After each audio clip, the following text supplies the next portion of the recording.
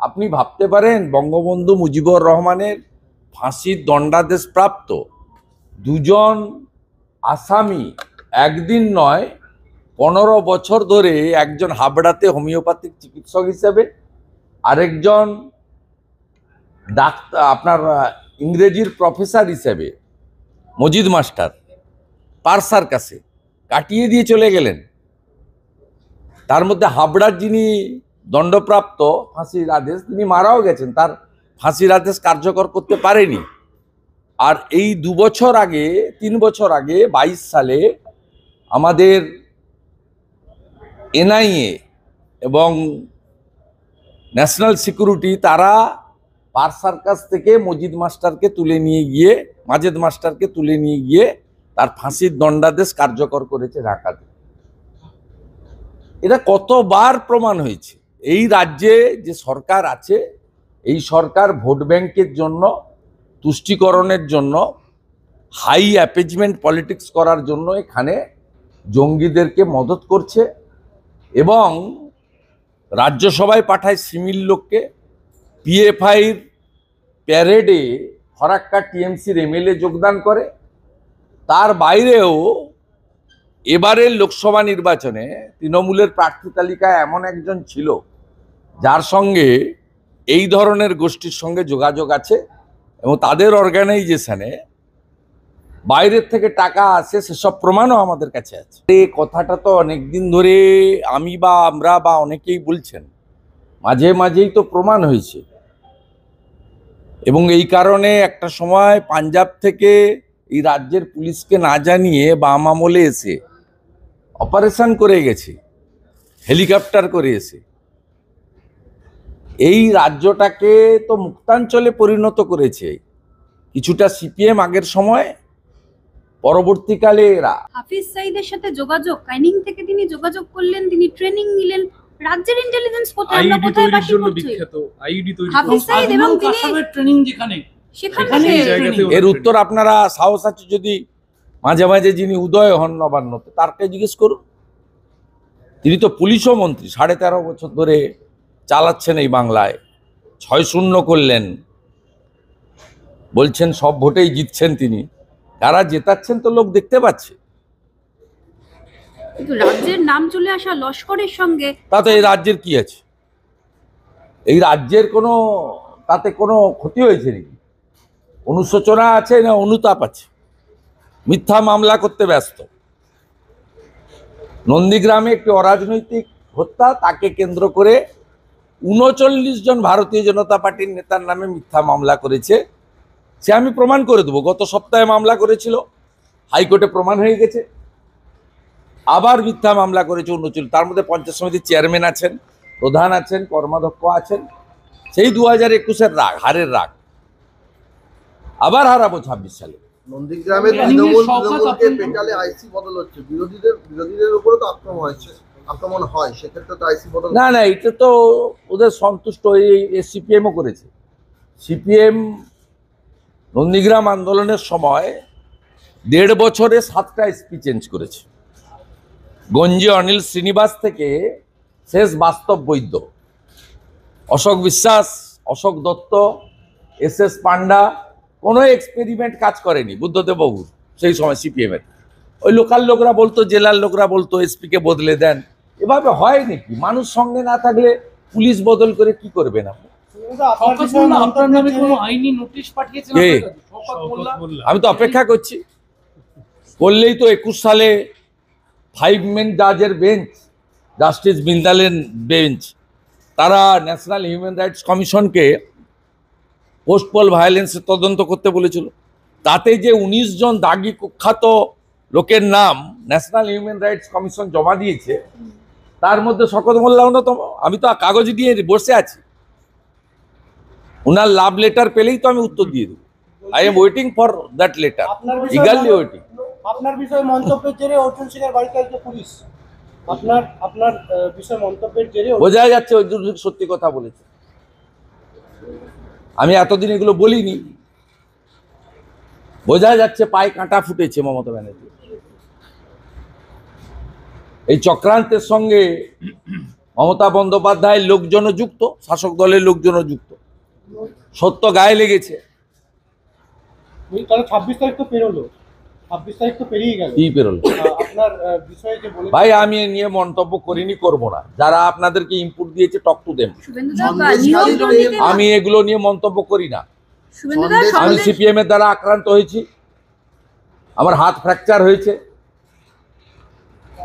আমি তৃণমূলের দ্বারা একাধিক জায়গায় আক্রান্ত হয়েছি, একাধিক জায়গায় গাড়ি ভেঙেছে তৃণমূলের মুসলমান গুন্ডারা। তারপরে এই রাজ্য সরকার যে সমস্ত জঙ্গিদেরকে আমদানি করেছেন মুর্শিদাবাদে, ক্যানিংয়ে, তারা করতে পারে। সত্যটা সত্য হিসেবেই বলবো। বাংলাদেশে সনাতনীরা, হিন্দুরা আক্রান্ত, অত্যাচারিত, মন্দির ভাঙছে। আমি প্রথম ভারতীয় এবং সনাতনী, তারপরে রাজনীতি। আমার রাজনৈতিক পরিচয় পরে, কিন্তু আমি আমার ধর্মসত্তা বিসর্জন কোনোদিন দিতে পারবো না। এটা আমাকে গীতা শিখিয়েছে। স্বাভাবিকভাবে আমি বাংলাদেশে হিন্দুদের উপর জিহাদি জঙ্গিদের, মৌলবাদীদের আক্রমণ নিয়ে গতকাল বলেছি, আজও বলেছি, আগামীকাল বলবো। তাতে যদি কোনো জঙ্গি কিছু বলে করে, তা আমার কিছু যায় আসবে না। একজন সন্ত তো জেলে কাটাচ্ছেন, তিনি বৈষ্ণব ধর্মে দীক্ষিত, তার খাওয়া দাওয়া সবটাই অত্যন্ত নিয়ম মেনে নিজেকে রান্না করে খেতে হয়। তিনি তো একটা কষ্ট করছেন, সেই কষ্ট তো আমরা করছি না। আমরা তো রাত্রে গিয়ে ভালো জায়গায় ঘুমাচ্ছি, আমাদের তো 3 বেলা খাওয়ার জুটে যাচ্ছে, গাড়িতে চড়ছি। চিন্ময় কৃষ্ণ প্রভু যদি এই কষ্টটা করতে পারে, আমরা আপনারা পারবো কেন? বাংলাদেশের এগুলো ভয় নিয়ে বাংলাদেশের নারায়ণগঞ্জের একটা অভিষেক ব্যানার্জির নাম করে তোলাবাজির অভিযোগ উঠে এলো, ওর গোটা ফ্যামিলিটাই চোর, রঞ্জনদের নাম জড়ানো হচ্ছে, গোটা ফ্যামিলিটাই চোর। ফারাক্কাতে মুখ্যমন্ত্রী দাদা অজিত ব্যানার্জির নাম করে একজন টাকা তুলেছিল, এফআইআর করতে গেছিল, নেয়নি। পরে মেল করে এফআইআর পাঠিয়েছে, আমার কাছে কপি আছে। বিজেপি বিধায়কের নাম জড়াচ্ছে, এটা লার্জার কনস্পিরেসি বলে মনে করেন? নিখিল রঞ্জন দে, নিখিল রঞ্জন দে উত্তর দিতে পারবে, আমি পারবো না। পায়ের তলার মাটি না- নিখিল দা অত্যন্ত সজ্জন লোক। কোথায় কে ব্যক্তিগতভাবে গেছে, লিখে দিয়েছে না লিখে দিয়েছে, সইটা জেনুইন কিনা, লিখেছেন কিনা, নিখিল দা বলতে পারে। নিখিল দা অত্যন্ত সজ্জন ব্যক্তি, বাংলাদেশের নারায়ণগঞ্জে, সরল মানুষ। বাংলাদেশের নারায়ণগঞ্জের একটি ভিডিও সামনে এসেছে, যেটা শিউরে ওঠার মতো। হ্যাঁ, একটা মহিলাকে চুবাচ্ছে, আমার কাছে আছে। হিন্দু মহিলা, তাকে চোবানো হচ্ছে, এবং তারপরের ভিডিও আমি আপনাকে বর্ণনা করতে পারবো না। আমার কাছে আছে ভিডিও। বাংলাদেশে কিছু ঘটলে সনাতনীরা আমাকে পাঠায়, আমি এমনি কিছু করতে না পারি, আমি আমার গলার আওয়াজটা তাদের জন্য, আই রেজ মাই ভয়েস, এবং সেটা করি। সে কারণে তারা হয়তো একটু ভরসা বা আশার আলো দেখেন, তারা আমাকে পাঠিয়েছেন। অত্যন্ত মর্মান্তিক, এই ভিডিও চোখে দেখা যায় না। এবং আমি আচার্য রামভদ্রাচারীজির যে গতকালের স্টেটমেন্ট, তাকে সমর্থন করব। তিনি বলেছেন এই কমিউনিটিকে, অর্থাৎ জঙ্গিবাদ, মৌলবাদ, এই কমিউনিটিকে, এদেরকে টাইট দিতে গেলে অ্যাকশান নিতে হয়, এবং অ্যাকশানটা কিভাবে নিতে হয় ইসরায়েল জানে। ইসরায়েলের অ্যাকশান বাংলাদেশে দরকার আছে। আমি এবং আমরা সবাই আমেরিকার রাষ্ট্রপতির শপথের জন্য অপেক্ষা করছি। তিনি লিডারশিপ দেবেন। মানবতার পক্ষে যে দেশগুলো লড়াই করে জঙ্গিবাদ, মৌলবাদের পক্ষে, সেই সমস্ত দেশগুলো নিশ্চিতভাবে সম্মিলিতভাবে প্রয়াস নেবে। রাজনৈতিক বা কূটনৈতিকভাবে বাংলাদেশের এই বর্বর, হিংস্র, মৌলবী, মৌলবাদ, জঙ্গি, র্যাডিক্যাল ফোর্সকে দমন করা যাবে না। দমন কিভাবে করতে হয়, রাম জন্মভূমি যার প্রধান সাক্ষ্যদানের মধ্য দিয়ে নির্মিত হয়েছে, আচার্য রামভদ্রাচার্যজি গতকাল যে স্টেটমেন্ট দিয়েছেন, একজন হিন্দু হিসেবে তাকে 200% সমর্থন করছি, সেই আশায় আছি। 71 সালে 15 মাস ধরে রাজাকার পাকিস্তানিরা অত্যাচার করেছে, 30 লক্ষ হিন্দু শহীদ হয়েছে, যার সিংহভাগ হিন্দু বাঙালি। একইভাবে 4-5 মাস অত্যাচার সহ্য করছেন, আর একটু হয়তো সহ্য করতে হবে, কিন্তু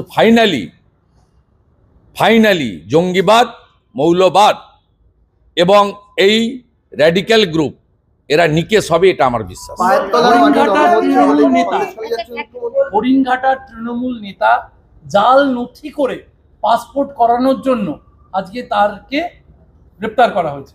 এই যে গ্রেপ্তার হচ্ছেন যারা নথি জাল করে, সেখানেও তৃণমূল নেতা। আপনার মুর্শিদাবাদে যে জঙ্গিকে আসাম ধরেছে তার এপিক কার্ড আছে, 2 বার ভোট দিয়েছে। ওখানকার বিডিওকে অ্যারেস্ট করা উচিত, যিনি নামটা ভোটার লিস্টে তুলেছিলেন। তৃণমূলের লোকেরা তো যুক্ত, তৃণমূলের লোকেরা 9টা বর্ডার এলাকাতে এদের সঙ্গে যুক্ত, স্মাগলিংয়ের কাজে যুক্ত, বিরাট এলাকায় কাঁটাতারের জন্য জমি দিচ্ছে না।